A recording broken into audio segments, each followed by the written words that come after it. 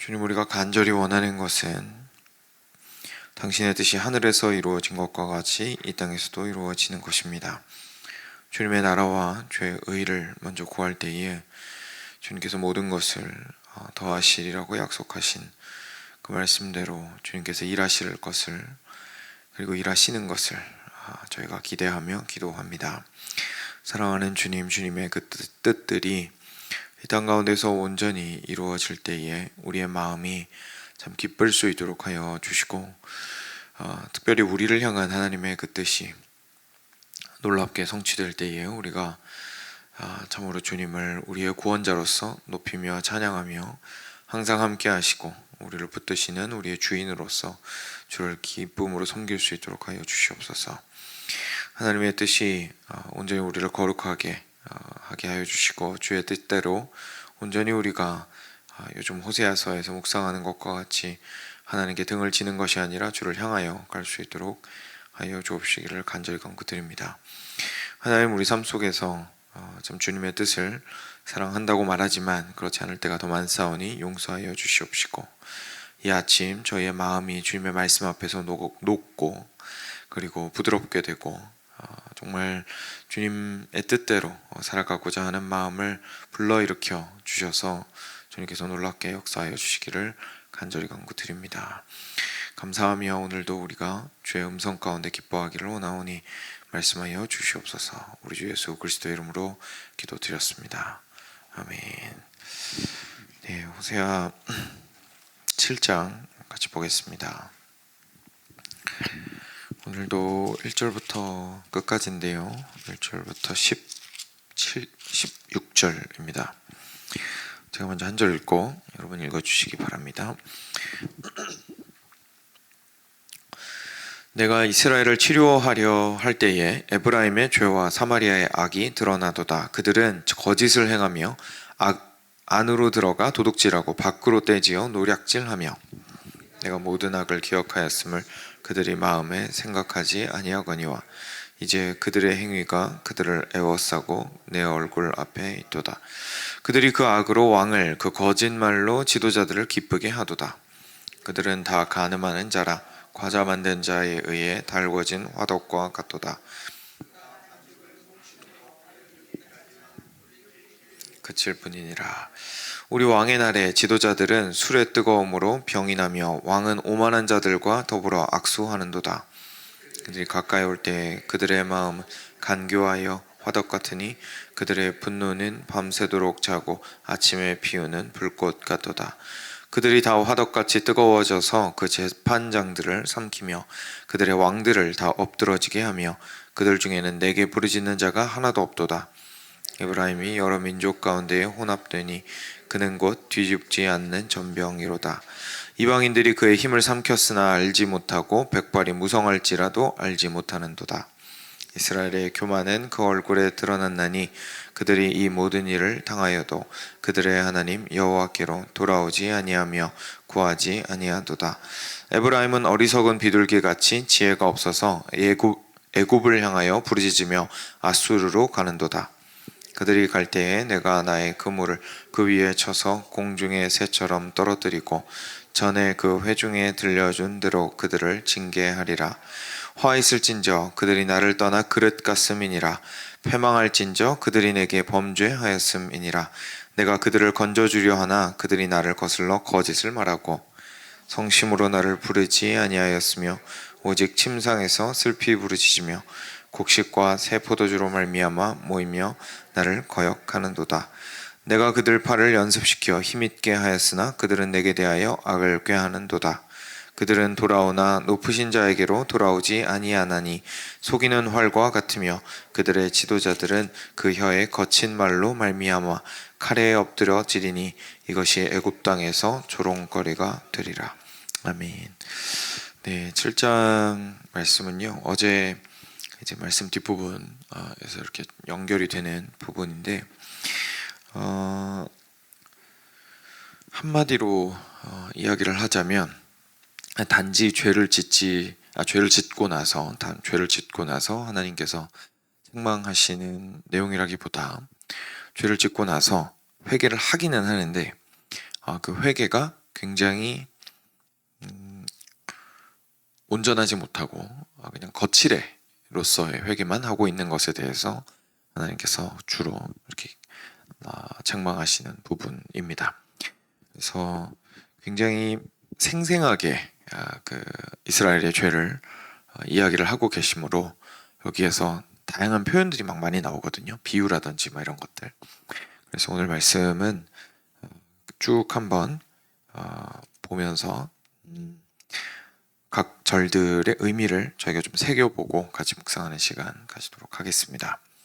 그래서 1절부터 천천히 보겠습니다. 내가 이스라엘을 치료하려 할 때에 에브라임의 죄와 사마리아의 악이 드러나도다. 그들은 거짓을 행하며 안으로 들어가 도둑질하고 밖으로 떼지어 노략질하며 내가 모든 악을 기억하였음은 그들이 마음에 생각하지 아니하거니와 이제 그들의 행위가 그들을 애워싸고 내 얼굴 앞에 있도다.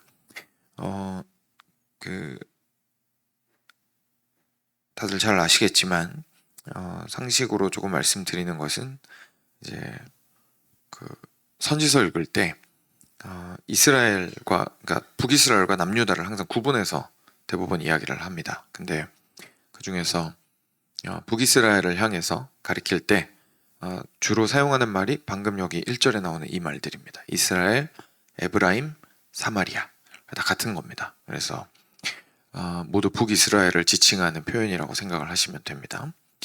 그래서 내가 이스라엘을 치료하려고 하는데 하나님께서 고치려고 하시는데 그죠? 구원의 손길을 뻗으시는데 북이스라엘의 죄와 악이 결국 같은 말 두 번 반복하시는 겁니다.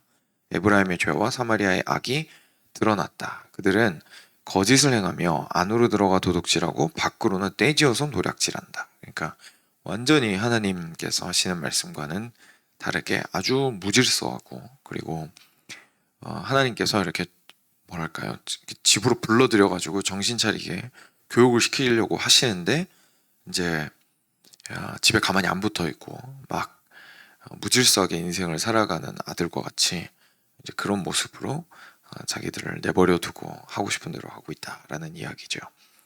근데 2절에 보시면 그 이유가 있었습니다. 이유가 뭐냐면 하나님께서는 사실 모든 악을 기억하시는데 그들이 마음에 생각하지 아니하거니와. 근데 그런 생각을 안 한다는 겁니다. 우리 하나님은 내가 뭐 이렇게 하나 저렇게 하나 뭐 신경 쓰시겠어? 다른 일로 바쁘실 텐데 내가 이렇게 죄 짓는 거 별로 신경 안 쓰실 거야. 내가 이렇게 노략질하고 다니고 잘못되게 행하는 거 뭐 그렇게까지 신경 쓰시지 않을 거야 라고 생각을 한다는 얘기입니다. 그런데 이제 그들의 행위가 그들을 애워싸고 내 얼굴 앞에 있도다. 행위가 애워쌌다는 게 너무 그런 죄를 많이 지어서 이 사람을 돌려가지고 이리 보나 저리 보나 보이는 건 그 죄밖에 없다는 얘기죠. 그 죄가 그를 애워싸고 있으니까요. 그래서 항상 그들의 죄가 이제 내 눈앞에 있다라고 이야기를 하십니다. 그들이 그 악으로 왕을 그 거짓말로 지도자들을 기쁘게 하도다. 그리고 나서 이 사람들이 악을 행함으로 악행으로 왕을 기쁘게 하고 그리고 거짓말을 하면서 지도자들을 기쁘게 한다. 이렇게 이야기하고 있습니다. 여러분 언제 악을 행하면 상대방이 기뻐할까요? 같은 편일 때죠. 그죠? 같은 편일 때죠. 그 얘기입니다. 그래서 니네나 걔네나 이 얘기죠. 왕들이나 지도자들이나 밑에 백성들이나 똑같이 악을 행함으로 서로 행복해하는구나. 악을 행하면서. 그리고 뒤에 거짓말하면서 기쁘게 하는도다 라는 말은 서로 많이 거짓말인 거 아는데 서로 입에 발린 말들 하면서 아유 괜찮아요. 하나님도 다 이해해 주실 거예요. 이 정도 죄 가지고는 뭐 그렇게 하나님이 진노하시지 않아요. 서로 거짓된 위로와 격려와 그리고 또 아부와 아첨과 이런 말들을 가지고 서로를 격려하면서 그냥 기뻐하면서 자기들끼리 즐겁게 살고 있다. 뭐 이런 얘기입니다. 4절입니다. 그들은 다 간음하는 자라. 과자 만드는 자에 의해 달궈진 화덕과 같도다. 그가 반죽을 뭉침으로 발효되기까지만 불일으키기를 그칠 뿐이니라. 이제 원래 그 나라에는 그 나라의 독특한 문화를 반영하는 표현들이 있지 않습니까? 그래서 선지서 볼 때 좀 저희를 힘들게 하는 부분 중에 하나가 이런 부분들인 것 같은데 그래서 잘 보면 이해하기가 그렇게 어렵지 않습니다. 4절도 아주 독특한 이제 표현으로 책망을 하고 계신 건데요. 일단 그 사람들은 모두 다 간음하는 자라고 이야기하고 있습니다. 이 간음이라는 건 두 가지로 다 이해할 수 있습니다. 영적인 간음으로 이해할 수도 있고요. 실제로 그 당시에 굉장히 문란하게 사회가 돌아가고 있었다라고 두 가지 다로 이해할 수 있습니다. 그래서 하나님께서 그들은 뭐 한 명도 빠짐없이 간음하는 자들이다, 음란한 자들이다. 그들의 하는 행태가 뭐랑 비슷하냐면 마치 과자 만드는 자에 의해 달궈진 화덕과 같도다. 이번에 온두라스 가니까 거기 이제 밀전병을 만들어가지고 구워서 먹잖아요. 또띠아 같은 거. 그래서 저희가 뭐 에어프라이어나 아니면 오븐이 집에 다 있듯이 그 사람들은 그 벽돌 쌓아서 만든 조그마한 화덕이 집에 거의 다 있더라고요. 하나씩. 그래서 그게 뭐 부자냐 가난한 자냐 상관없이 이렇게 집 바깥에 이렇게 굴뚝 연결해가지고 화덕을 만들어서 그 안에서 반죽해서 넣어서 이제 똘띠아 같은 거를 만들어서 먹는데 여기 이스라엘 같은 경우에도 집에 이제 화덕이 있습니다. 집에 화덕이 있는데 지금 뭐라고 얘기했냐면 과자 만드는 자의 화덕 같다라고 얘기하거든요. 그러니까 무슨 얘기냐면 우리 미국식으로 얘기하면 커머셜용 오븐이다 이 얘기예요. 그러니까 바깥에서 다수의 사람들을 먹여야 되는 엄청난 사이즈의 오븐을 얘기하는 겁니다.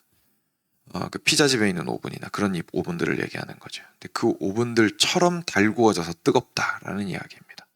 그러니까 악을 행하기에 달아올라가지고 걷잡을 수 없는 열기로 멋대로 행한다라는 뜻인데 그 뒤에 한 번 더 과장하면서 뭐라고 하시냐면 과자를 만드는 사람이 밀가루를 반죽을 해가지고 발효를 시킨 다음에 넣어야 되지 않습니까? 근데 밀가루를 반죽하고 발효시키는 그 기간 동안 원래 불을 챙겨야 됩니다. 왜냐면 온도를 봐야 되니까, 그죠? 근데 마치 그 발효시킨 다음에 넣으려고 준비했는데 신경 안 쓴 화덕처럼, 그러니까 그 상당히 긴 기간 동안 그 불이 전혀 그 과자 만드는 사람이 신경 안 쓰고 멋대로 타고 있는 그런 이제 망가진 화덕 또는 이렇게 케어하지 못한 화덕을 생각하시면 됩니다. 그렇게 불이 막 맹렬하게 타오르는 화덕과 같이 너희들이 간음하는도다라고 이야기를 하고 있는 거죠. 그러니까 하나님의 눈에 그들의 그 죄가 어떻게 보이는지를 좀 생생하게 전달을 해주고 있습니다. 막 불타올라가지고 이렇게 불길이 저희가 뭐 어디로 튈지 예상할 수 없는 것처럼 이 사람들의 죄악 역시 정말 활활 타오르면서 전혀 제어되지 않는 모습들을 보여주고 있었던 겁니다. 5절입니다. 우리 왕의 날에 지도자들은 술의 뜨거움으로 병이 나며 왕은 오만한 자들과 더불어 악수하는도다. 이제 함께 하나님을 기억해야 하는 그런 날에도 지도자들은 술의 열기로, 그러니까 뭐 알코올에 쩔어 있었다는 얘기입니다. 술의 뜨거움으로 병이 나고 너무 많이 마셔서 아팠다는 거죠. 왕은 오만한 자들과 더불어 악수만 하고 있다. 6절입니다. 그들이 가까이 올 때에 그들의 마음은 간교하여 화덕 같으니 그들의 분노는 밤새도록 자고 아침에 피우는 불꽃 같도다. 그들이 다 화덕같이 뜨거워져서 그 재판장들을 삼키며 그들의 왕들을 다 엎드러지게 하며 그들 중에는 내게 부르짖는 자가 하나도 없도다.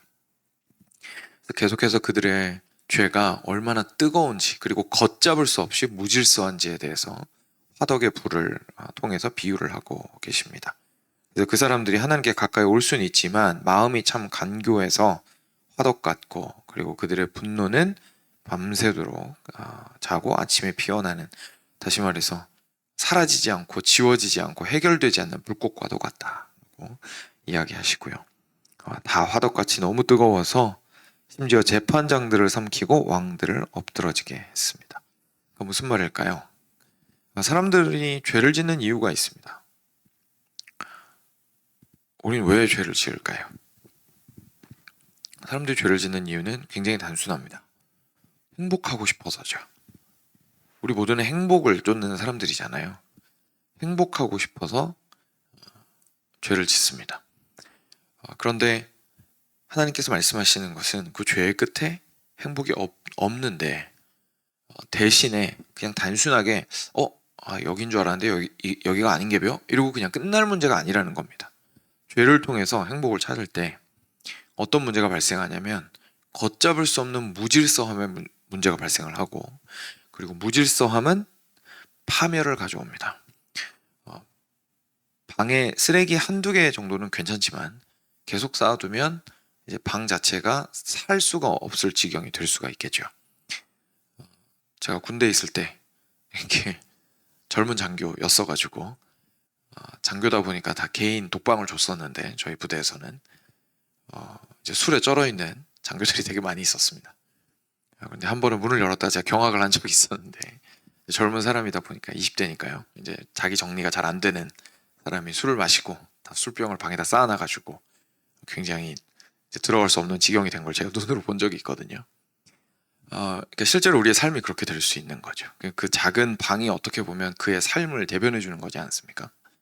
그러니까 실제로 죄를 향해서 뜨겁게 자기는, 예를 들어서 뭐 여기서 나오는 모두가 간음한 자다라고 말한 것처럼 음욕에 불타올라서 잘못한 짓을 했을 때에 자기 생각에는 그냥 그 영역에, 미국식으로 얘기하면 내 개인적인 사적인 영역에서 그냥 내가 즐기는 인생이 조금 그럴 뿐이야 라고 얘기하고 넘어갈 수 있지만, 사실은 그게 결국은 인생 전체를 집어삼키게 된다는 얘기입니다. 그래서 재판장들도 집어삼켜버리고, 다시 말해서 공의를 집어삼킨다는 거죠. 그래서 옳고 그름의 기준도 희미해질 뿐만 아니라 그냥 내 마음대로 무너뜨려버리고, 나를 다스리고자 하는 왕에 대해서도 분노하게 됩니다. 야, 네가 뭔데 나한테, 이렇게 되는 거죠. 지금 하나님한테 잘못했는데 분노하고 있다라는 이 표현이 참 신기하지 않습니까? 하나님한테 지금 잘못한 사람들이 살아가고 있는데 하나님께서 뭐 때문에 그 사람들을 보고 지금 책망하고 계시냐면, 야, 너네 왜 이렇게 분노가 많아? 그죠?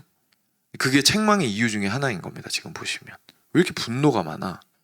그러니까 왜냐하면 그 분노 안에 그 무질서함이 있기 때문에 그 분노들이 있게 되는 거죠. 그래서 우리의 지금 이 앞에 절반을 봤는데요. 이 앞에 절반 부분에 하나님께서 좀 핵심적으로 책망하고 계신 것은 화덕의 불과 같이 이렇게 사람이 케어하지 않고 체크하지 않은 멋대로 타는 화덕의 불과 같이 뜨겁게 타오르는 것이 바로 우리의 죄악된 마음이고, 아이러니하게도 나는 그렇게 타오르면 행복할 줄 알았는데 오히려 그 불에 스스로가 삼킨 바 될 것이다 라는 이야기를 사실은 하고 계신 겁니다. 그런데 이제 맨 마지막 한 줄이 그들 중에는 내게 부르짖는 자가 하나도 없도다. 이제 그럼에도 불구하고, 스스로 멸망을 향해 감에도 불구하고 하나님께로 돌아오는 자가 없도다라고 말씀하십니다. 네, 이제 이어지는 부분은 또 조금 각도가 다르거든요. 같이 8절부터 보겠습니다. 에브라임이 여러 민족 가운데 혼합되니 그는 곧 뒤집지 않는 전병이로다. 앞에서 화덕 얘기가 나오다가 이젠 전병으로 바뀌었습니다. 뭐라고 나오냐면 이스라엘이, 에브라임이라고 나오죠. 이스라엘이 여러 민족 가운데에서 혼합되었습니다. 그러니까 옳고 그름을 따지지 않고, 그리고 이방 민족이 섬기는 신도 거부하지 않고 그냥 막 좋은 게 좋은 거다 이러면서 다 받아들인 거죠. 근데 그것이 마치 뭐랑 비슷하냐면 뒤집지 않은 전병과 같도다. 너무 재밌는 표현인데요. 전병 안 뒤집으면 어떻게 될까요? 한쪽이 타버립니다. 그죠? 한쪽이 타버립니다. 바깥쪽은 안 익습니다. 그죠? 바깥쪽은 설 있고 아래쪽은 타버리잖아요. 근데 그게 하나의 온전한 전병이라고 말할 수가 없죠. 그런 것처럼 혼합을 했더니 한쪽은 타 있고 한쪽은 설 익은 전병과 같이 되어버렸다는 뜻입니다. 그래서 이도 아니고 저도 아니고 올바른 이스라엘의 모습을 지키지 못하고 한쪽 면만 타버린 이렇게 전병으로서 쓸모가 없는 혼합된 너희들이 되어버렸다라고 이야기하십니다. 이방인들이 그의 힘을 삼켰으나 알지 못하고 백발이 무성할지라도 알지 못하는도다. 굉장히 안타깝죠. 자기들은 그 이방 민족들의 문화를 받아들이면 좋을 줄 알았는데 오히려 본인들이 어떻게 됐습니까? 이방인들이 그의 힘을 삼켰습니다. 그러니까 이스라엘의 힘을 삼켰고, 알지 못하고 백발이 무성할지라도 알지 못하는도다. 지금 자기들이 다 얼마나 노쇠해가지고 이방인들의 손에 놀아나고 있는지를 모르고 있구나라고 얘기하십니다. 10절입니다. 이스라엘의 교만은 그 얼굴에 드러났나니 그들이 이 모든 일을 당하여도 그들의 하나님 여호와께로 돌아오지 아니하며 구하지 아니하는도다. 에브라임은 어리석은 비둘기같이 지혜가 없어서 애굽을 향하여 부르짖으며 아수르로 가는도다. 그래서 이스라엘이 하나님한테 근데 안 오고 자꾸 이방인들한테 가가지고 구원을 요청을 하는 겁니다. 그래서 그런 의미에서도 이 혼합주의가 문제가 있었던 거죠. 그냥 단순하게 수동적으로 저희를 생각을 해본다면 TV에서 나오는 거, 광고에서 얘기하는 거, 세상 사람들이 얘기하는 거, 이런 거 무분별하게 마구마구 수동적으로 받아들이고 그런 차원을 넘어서서 자기들이 힘들 때 그 사람들한테 간다는 거죠. 그 사람들한테 가서 우리 지금 이 부분이 지금 문제가 있는데, 경제적으로 어려운데, 가정에 문제가 있는데, 관계에 힘듦이 있는데, 농사가 잘 안 되는데 어떡하죠? 라고 하면서 결국 그들에게 간다라는 이야기입니다. 여호와께로 돌아오지 않았죠. 근데 이것을 하나님께서 지금 10절과 11절에서 두 가지로 뭐라고 표현하고 계시는 거냐면, 그렇게 하는 게 교만이다 이렇게 얘기하시는 겁니다. 교만이다.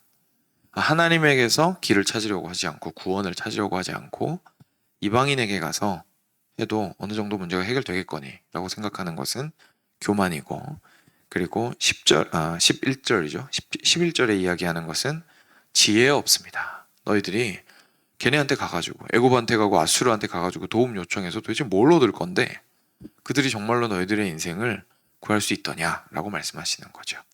그래서 저희가 하나님 이외에 길을 찾는 것은 교만하고 지혜가 없는 것이다 라는 것을 보게 됩니다. 그래서 여기서 어리석은 비둘기 얘기가 나온 김에 12절에서 이어서 비유를 이어가십니다.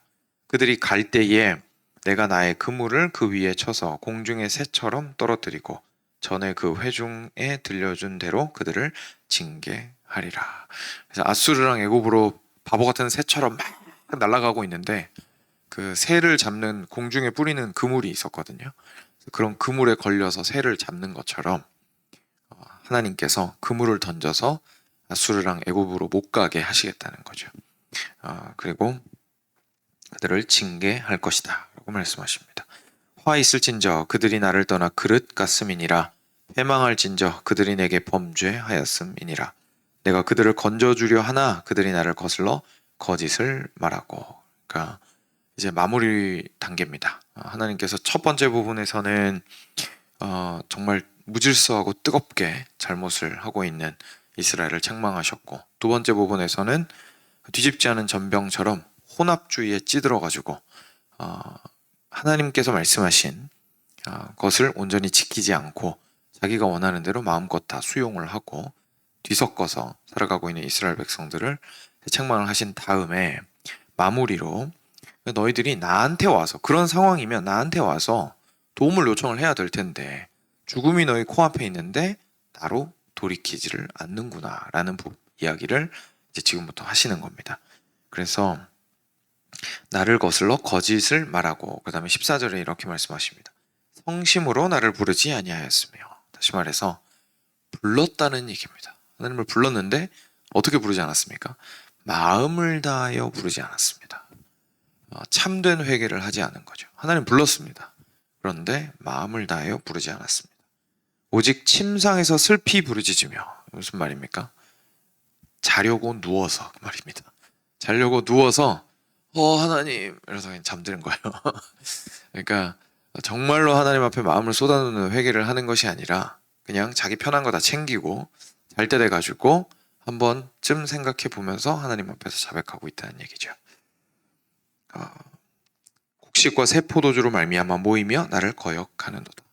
하나님에게 모이는데 모이는 이유가 뭐냐면 곡식과 새 포도주였다라는 얘기입니다. 그래서 하나님께서 곡식과 새 포도주를 허락하실 것을 기대하면서 그냥 그 자리에 왔다는 거죠. 예를 들어서 화목 제물을 드려서 다 같이 식사를 하는 자리가 되면 하나님께서 우리를 이렇게 놀라운 일을 행하셔서 우리가 함께 감사하고 즐거워합시다 이런 마인드가 아니라 와, 야, 저 집에서 고기 잡았댄다. 그래서 고기 뜯으러 가자 이렇게 된 거죠. 쉽게 말해서. 그래서 곡식과 포도주를 보고 하나님 앞에 나아간 것에 대해서 하나님께서 책망하십니다. 내가 그들을 팔을 연습시켜 힘있게 하였으나 그들은 내게 대하여 악을 꾀하는도다. 그 사람들이 나한테 지금 악을 행하고 있는데 악을 행하는 그 힘이 어디서 나왔냐면 내가 그들에게 단련시켜 준 것이다 라고 말씀하시는 것이죠. 다시 말해서 배신자라는 얘기입니다. 내가 준 것을 가지고 돌이켜서 나에게 총칼을 들었기 때문입니다. 그리고 마지막입니다. 그들은 돌아오나, 회개한다는 얘기죠. 그들은 돌아오나 높으신 자에게로 돌아오지 아니하니. 다시 말해서 뉘우치는 것 같지만 하나님께로 돌이키지는 아니하니. 속이는 활 같으며, 그러니까 활을 겨누는데 안 쏘거나 겨누는 방향으로 안 쏘고 갑자기 방향 확 하고 바꿔가지고 딴 데로 쏘는 거죠.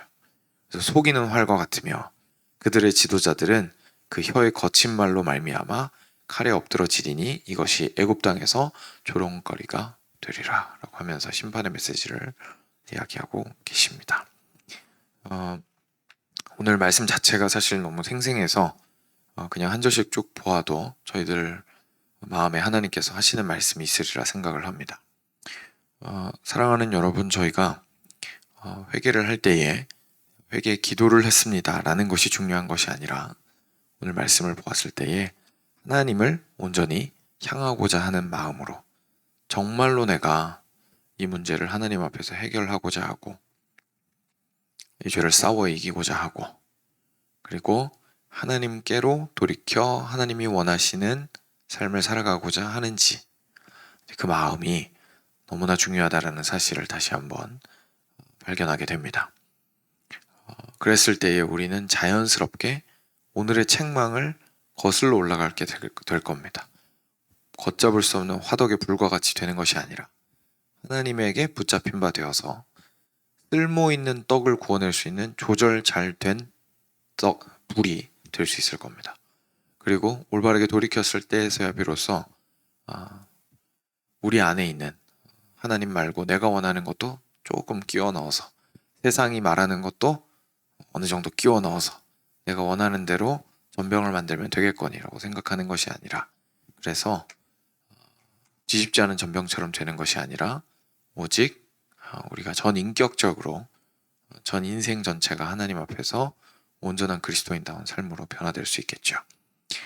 우리의 삶이 하나님 앞에서 그렇게 변화되지 못한다면 그것은 사실 회개에서부터 다시 저희가 질적인 평가를 좀 해볼 필요가 있습니다. 과연 나는 올바르고 좀 우스운 표현이긴 하지만 양질의 질이 좋은 퀄리티상 하나님이 말씀하시는 회개를 과연 하고 있는가라고 질문해 볼 필요가 있습니다. 저희가 그러한 좀 묵상을 해보면서 저의 삶을 돌이켜 보았으면 좋겠습니다. 함께 기도하겠습니다.